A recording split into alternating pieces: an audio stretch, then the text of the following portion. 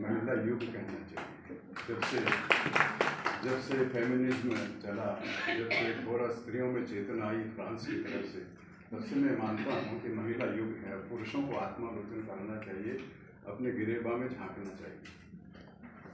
दूसरा, नई सृष्टि हूँ, इतना सुंदर शीर्षक संपादन का, मैं इसमें थोड़ा और सौंदर्य बढ़ाना चाहता हूँ। मैं सृष्टि की तपस्या हूँ।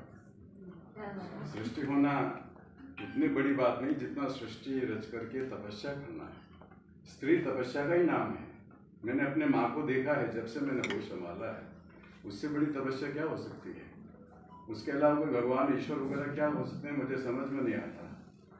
तो स्त्री होना, सृष्टि होना और सृष्टि की तपस्या होना, माँ होना, संसार की, इस यूनिवर्स की सबसे बड़ी घटना है और सबसे बड़ी जिसको उपलब्धि है, मैं कहना चाहता हूँ। स्त्री पुरुष बराबर मानते होंगे, लेकिन मैं स्त्री को प्रधान शक्ति मानता हूँ, पुरुष को उसका अंग मानता हूँ। पुरुष होते हुए जब से मैंने होश संभाला, सिमोन द बोवार को जब पढ़ा सेकंड सेक्स, तो उससे मेरी आंखें खुली कि स्त्री जन्म से नहीं होती, स्त्री से बनाया जाता है, ठोक पीट कर बनाया जाता है। तो ये स्त्री जो बनाए जाते हैं, सारे देशों में अत्याचार पिछले कई सहस्राब्दियों, हजार वर्षों से चल रहा है, और इसके लिए मैं पुरुष जाति को दोषी मानता हूँ और स्वयं को अपराध बोध से ग्रस्त भी मानता हूँ। मुझमें तो इतना आक्रोश है कि जिनको पुरुष होने का बहुत एहसास है, बहुत गर्व है, मैं शाप देता हूँ कि अगले जन्म में स्त्री बनकर देखें। उन्हें पता चल जाएगा स्त्री होना क्या होता है। इसलिए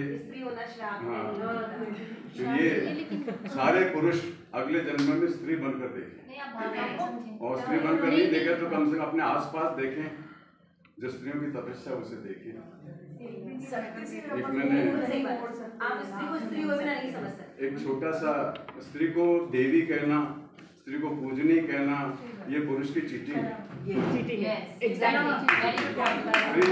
है, स्त्री को इंसान समझिए तो आपके आभारी रहेगी। ये जो हमारे शास्त्रकारों ने जो ये गढ़ा है जात, उसके में खिलाफ चाहे मनुस्मृति हो, आपको आश्चर्य होगा, मैं उस बिरले पाठकों में से हूँ जिसने ऋग्वेद संहिता को पूरे ध्यान से पढ़ा है।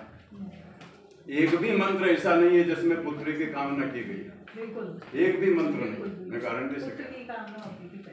और 100 पुत्रों वाली माँ हो, वो तो उनको ये पता नहीं वो जन्मा कहाँ से, किसी पुरुष से नहीं जन्मा, स्त्री से जन्मा है। तो ये दादागिरी, ये ध्वंस पुरुष जाति की हमेशा से रही है, और ये बहुत ही आत्मचिंतन की बात है। उसको मैं जब से आया तब से अपने आप को बहुत सौभाग्यशाली मान रहा था।